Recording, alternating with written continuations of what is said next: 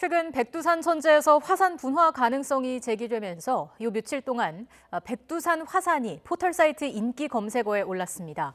2002년부터 백두산에서 화산 분화 징후가 나타나며 백두산에 대한 연구와 화산 분화 대응책 마련이 지속적으로 제기되어 왔습니다. 백두산 천지 화산 폭발 징후 그리고 대응책에 대해서 전문가와 함께 이야기 나눠보겠습니다. 윤성효 부산대 지구과학교육과 교수 전화 연결돼 있습니다. 교수님 안녕하십니까? 예, 안녕하십니까. 네, 자 백두산 천지에서 화산 분화 가능성이 제기되고 있습니다. 어떤 징후가 있는 건가요? 예, 이번에 제기된 것은 앞에서 말씀해 주신 2002년도부터 2005년도까지 백두산 천지 지하에서 화산성 지진이 급증했더랬고 그 이후에 지표면이 천지 칼데라 외륜산이 융기가 되었다가 2009년도부터 조금 가라앉기 시작했더랬습니다. 예. 그래서 거기에서 화산성 지진이 많이 발생하고 지표가 융기하는 그런 징후가 있었기 때문에 그런 것들이 언제라도 나타날 수가 있기 때문에 백두산에 대해서 어떤 연구를 해야 된다. 분화 가능성이 있다 이렇게 표현이 된 겁니다. 예, 어제 타이완에서 6.1 규모의 지진이 났습니다. 백두산 화산 분화에 영향이 있을까요?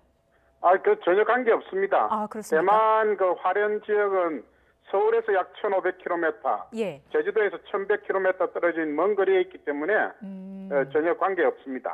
그럼 가까이 있는 일본 지역의 지진은 영향이 있을까요?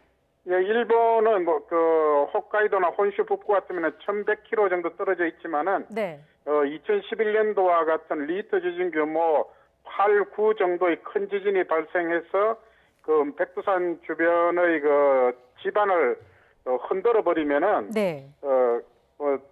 크든 작든 어떤 분화 가능성으로 연결될 가능성은 있습니다. 백두산이 활화산인 걸로 알고 있는데 많이 위험한 축에 속합니까? 예, 우리가 활라산이라고 하면은 현재 용암이 나오든지 화산재가 나오는 화산 외에도 과거 1만 년 이내에 분화한 경험을 가지고 있으면은 활라산으로 분류를 하고요. 지구상에 현재 1,550개 정도가 있습니다. 예, 그래서 백두산은 역사시대에 분화한 기록이 있고 마지막 화산 활동이 1903년, 1925년에 있었기 때문에 활라산으로 분화가 되고 이미 뉴스 등에 나온 것처럼 백두산 지하에 마그마 방이 있는 것이 확인이 되었고 그래서 언제라도 분화될 가능성이 있는 위험한 화산에 속합니다. 그럼 백두산 천지 화산이 분화가 되면 규모는 어느 정도가 될까요? 규모는 이제 그 화산을 정밀하게 모니터링을 해야 지금 어느 정도의 마그마가 어떤 속도로 올라오니까 이번 분화에서는 화산 폭발 지수 어느 정도의 화산 활동이 있을 것이다 라는 것을 예측을 할 수가 있는데 현재 그런 정밀 모니터링을 저희들이 할 수 없기 때문에 그것은 정확하게 말씀드릴 수가 없고 백두산이 과거 전력이 1000년 전인 서기 946년 11월 달부터 947년 2월 그 겨울에 화산 폭발 지수 7이라는 규모로 대폭발을 했기 때문에 가장 큰 폭발을 하면은 화산 폭발 지수 7, 그거보다 적은 걸 하면은 이제 규모가 6, 5, 4 이런 것들이 가능하다 이렇게 볼 수가 있습니다. 그럼 이번에 백두산 천지 화산이 분화하게 되면 과거 때보다 더 피해가 커지게 될 거라고 보시는 건가요? 올라오는 마그마의 양이 얼마가 되느냐에 따라서 천지에 20억 톤의 물이 담겨 있기 때문에 천지 물의 온도는 평균 8도씨 정도인데 올라오는 마그마는 1000도 정도가 되기 때문에 1000도 되는 마그마와 8도 되는 물이 만나면 물은 기화해서 수증기로 바뀌고 마그마는 올라오면서 냉각 수축해서 화산재와 부석으로 바뀌게 됩니다.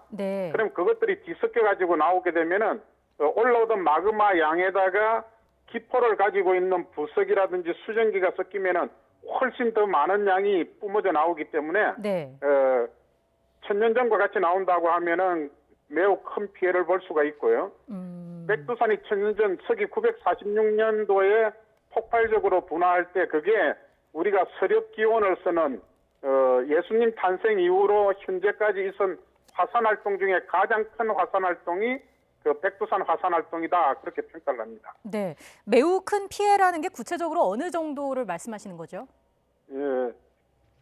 백두산이 폭발적으로 이제 분화를 하면 화산재는 다 동쪽으로 가서 북한의 양강도, 함경도를 지나서 동해 바다를 지나서 일본 쪽으로 이렇게 가는데, 네. 예, 그러면은 북한의 그 양강도, 함경도 지역에 근접 화산재, 화세류라는 것들, 그다음에 라하르, 화산 이류, 그다음에 화산재가 비처럼 떨어져서 쌓이고 이렇게 되면은 예. 그 일대 농작물이 초토화될 수가 있거든요. 그런데 이제 특이한 경우에 2013년 6월 7일과 같은 경우 같으면은 백두산이 폭발적으로 분화한다고 하면 화산재가 원산을 통과해서 강원도 쪽으로 해서 남한을 덮치면서 동해안 쪽으로 빠져나가게 됩니다. 네. 그렇게 되면 남한에도 피해를 줄 수가 있고, 그래서 화산재에 의한 피해가 가장 큰 것으로 이렇게 판단할 수가 있습니다. 네. 대비가 필요해 보이는데 지금 우리나라는 백두산 천지 화산 분화에 대해서 어떻게 대비를 하고 있습니까? 예, 국민안전처의 화산 대응 시스템이 지난 한 6년간의 연구에 의해서 그 시스템이 돼가지고 구비가 되어서 언제라도 오늘이라도 지금 이 시간에라도 백두산이 폭발적으로 분화했다는 기초 자료가 입수가 되면은 바로 수치 모의를 통해 가지고 화산재가 어느 방향으로 이동하고 용암은 어디까지 나가고 화설이는 어디까지 있고 그래서 어떠한 행동으로 대피를 해야 된다. 그런 매뉴얼이 다 정비가 되어 있습니다. 그 작년에 기상청이 백두산의 화산 관측소를 설립하는 방안을 추진한다고 했는데 이건 어떻게 진행되고 있습니까? 그건 이제 정부 측에서 진행하고 있기 때문에 현재 계속 접촉 중인 것으로 알고 있습니다. 네. 자, 이번 주 월요일에 국회에서 백두산 화산 분화에 대한 토론회가 열렸는데 교수님도 이 자리에 함께 하셨죠? 예. 이 자리에서 백두산 화산 분화에 대해서 대응책이 좀 나온 게 있습니까? 대응책보다는 이제 우리가 백두산에 대해서 실효적 기백권을 가지고 있지 않기 때문에 네. 백두산을 이제 4등분으로 나눠서 하면은 1, 2, 3, 4분면은 중국 측에서 관장을 하고 있고 4, 4분면은 북한 측에서 관장을 하고 있는데 네. 우리 장비가 우리 기상청의 장비라든지 이런 것들이 중국 측에 현재로 설치를 할 수가 없습니다. 예. 그래서 가장 좋은 방법은 그 4, 4분면에는 또 장비도 부족하기 때문에 북한 측에 우리가 장비를 지원해서 그 백두산에 대해서 화산 전조 현상이라든지 여러 가지 현상을 관측을 해서 그 관측한 자료를 분석한 결과물, 그 자료와 결과물을 북한에도 제공해주고 우리도 가지고 와서 우리 국민들에게 백두산 현황이 어떻다는 것을 속 시원하게 이렇게 말씀을 드리려고 하면은 네. 남북 협력 연구가 가장 빠른 길이라고 학자들이 생각하기 때문에 그 남북 협력 연구가 좀 빨리 진행되기를 기원하면서 그 공청회를 했습니다. 네, 알겠습니다. 오늘 말씀 여기까지 듣겠습니다. 윤성효 교수였습니다. 고맙습니다. 감사합니다.